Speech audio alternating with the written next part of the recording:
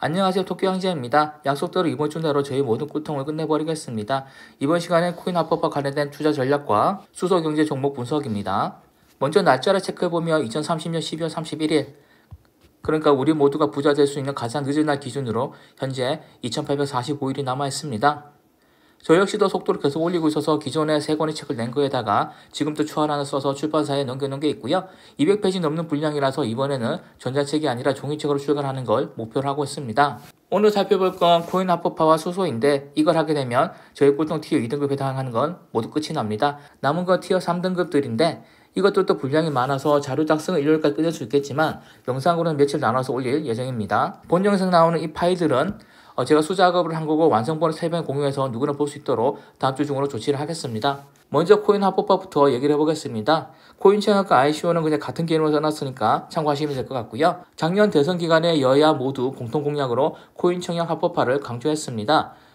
주식 공모주처럼 코인도 청약을 해서 사는 방법이 있고 이건 코인 거래소에서 주관을 합니다. 코인 거래소에서는 자체 코인을 만들어서 그걸 예치시킨 사람들에게만 청약에 참여할 권리를 주고 있는 거죠. 그러면 사람들은 자체 코인을 사려고 할 겁니다. 왜냐하면 코인을 청약하게 되면 엄청난 수익이 나기 때문이고 그렇기 때문에 사람들이 자체 코인을 사려고 하는 건데 이게 어마어마한 규모라서 바이낸스 같은 경우는 BNB 코인을 만들었고 이런 하락장에서 또 시총이 60조로 넘어가고 있습니다. 하락장 이 정도니까 부장에서 몇백조 넘어갔겠죠. 바이비트라는 중급 사이트만 해도 비트다오라는 자체 코인을 만들어서 시총이 1조 4천억을 넘어가고 있습니다. 그렇다면 우리나라의 빗썸이나 업비트도 코인 청약 합법화를 해주게 되면 자체 코인을 만들 가능성이 커지게 되겠죠. 만약 현금이 조단이 생기게 된다면 어떻게 되겠습니까? 그 회사 주식이 어떻게 될까요? 저희 얼마 전에 한 유명 코인 거래소 고위급에 물어봤었는데 당장은 코인 청약에 관심이 없다고 하더라고요. 그렇지만 코인의 사람들이 떨어져 나가고 수익성이 나빠지면 자체 코인 반응에도 관심 가질 수밖에 없다고 생각을 합니다. 그러면 우리나라 비트코인 반감기가 오는 내년까지 그 전까지는 코인 청약 종목을 좀 사등이 좋지 않을까라는 생각을 하고 있습니다. 그 다음은 수소 경제입니다. 수소의 미래는 확실하죠. 다만 아직은 초입 단계이고 완전 상용화는 2050년 이후라고 보고 있습니다. 너무 먼 미래이긴 합니다. 하지만 2050년에는 수소 경제 규모가 3천조로 넘어갈 예상이고 우리나라 에너지의 20% 이상은 수소가 차지하게 될 것 같습니다. 그렇다면 우리는 2050년을 볼 게 아니라 그 전에 미리미리 계속 생성할 수 있는 산업을 투자해야 되지 않을까라는 생각을 하고 있습니다.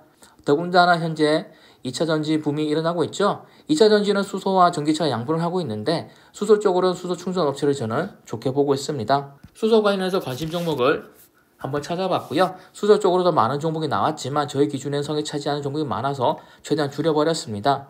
먼저 진성 TEC를 살펴보겠습니다. 진성은 건설장비 업체인데 그런데 신사업적으로 수소 연료 쪽으로 진출을 했는데 아직 미미한 수준이긴 합니다. 그렇지만 진출하긴 했으니까 수소 테마주로 엮인 걸로 보이고 있습니다. 진성 TEC의 시총은 현재 2,400억이 넘어가고 있고요.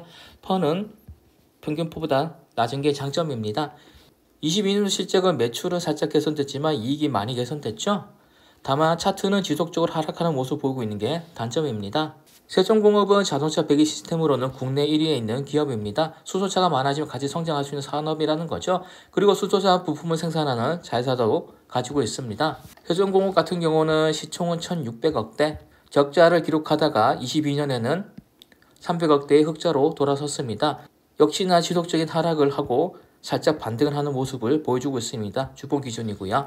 범한 퓨어셀은 2019년에 범한 산업에서 수소 부문만 물적 분리를 한 회사입니다. 잠수함용 수소 연료 전지를 생산하고 있고 수소차 충전 쪽으로 수요를 받을 종목입니다. 범한 퓨어셀 같은 경우는 시총이 2,400억대인데 퍼가 업종 평균의 3배나 되는 게 3배가 넘는 게 흠이죠. 차트 모양새도 당장 접근하기에는 좋아 보이진 않습니다. 다만 실적은 매출은 꾸준히 개선되고 있어서 그냥 한번 넣어본 종목입니다. 성문제자 같은 경우는 1980년에 설립해서 1990년에 상장한 짬바가 꽤 있는 회사입니다. 성문이 생산하는 콘덴서용 필름을 수소 관련 회사에 납품하면서 수소 테마주로 편입된 걸로 보이고 있습니다. 성문의 시가총액이 300억대로 엄청 적어서 좋긴 한데 다만 이 회사의 업력이 40년이 넘는다는 게 걸립니다. 만든 지 몇 년 안 된 회사가 300억대였다면 더 괜찮았겠지만 40년이 되는데 300억밖에 못하고 있다 그러면 조금 마이너스 요소이고요. 대신에 동일업종 퍼가 81인데 이 업종은 8밖에 안 됩니다. 그러니까 동일업종 퍼의 10분의 1 수준이라는 거는 엄청나게 호재인 거고 이제부터 본격적으로 달려주나라는 기대를 할 수밖에 없는 종목이죠. 실적도 매년 개선되는 모습을 보여주고 있습니다. 16억 적자에서 6억 적자에서 34억 흑자 그리고 22년도에도 흑자를 기록할 것으로 보이고 있습니다. 다만 차트가 지속적으로 하락하고 있는 게 조금 아쉽습니다. 월봉 기준으로 하락을 했다가 조금 올라섰다가 다시 2년 가까이 하락을 하고 있죠. 이 정도 퍼포먼스면 투자를 해도 나쁘진 않겠지만 아주 이쁜 종목, 모든 기준 다 충족한 종목 아니기 때문에 큰돈을 넣는 건 좀 무리가 있어 보이는 종목입니다. 코오롱 플라스틱 같은 경우는 1996년에 설립된 회사인데 수소 탱크형 소재 및 하우징 소재를 개발 중인 회사로 양산까지 시간이 조금 걸릴 것처럼 보입니다. 코오롱 플라스틱 같은 경우는 실적이 20년 이후로 대폭 개선이 되고 있습니다.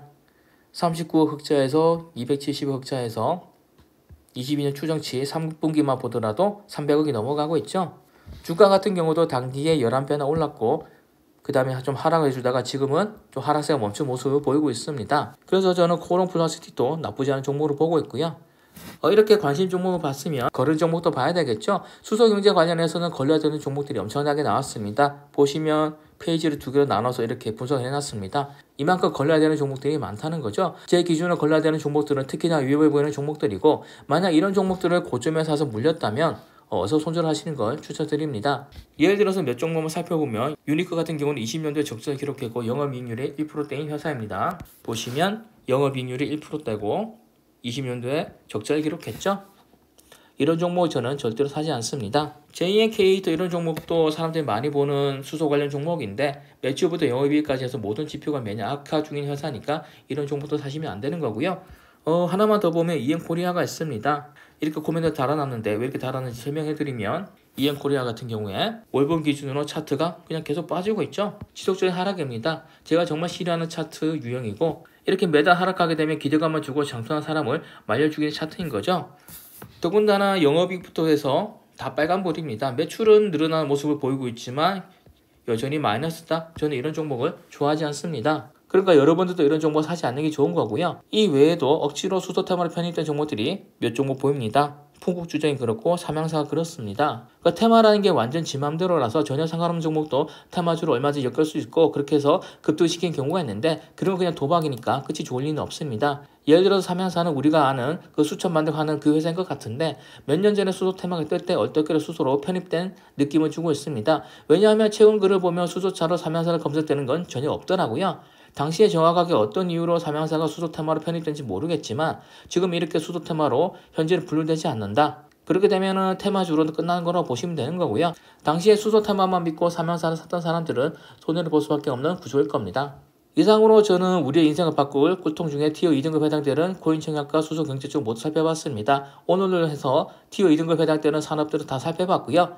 제가 찾은 것들은 저만의 개인적인 기준이니까 여러분들 이런 종목 있구나 정도로만 보시면 될 것 같고, 여러분들의 기준이나 다른 전문 기준으로 이 종목들 참고해서 보시면 투자에 나서시면 될 것 같습니다. 다음 시간에 티어 3등급 업종을 분석할 건데 아무래도 두 번에 나눠서 영상을 만들어야 될 것 같습니다. 총 5개 산업군을 찾아놨기 때문에 못해도 두 번에 나눠서 영상을 만들어야 될 것 같고요.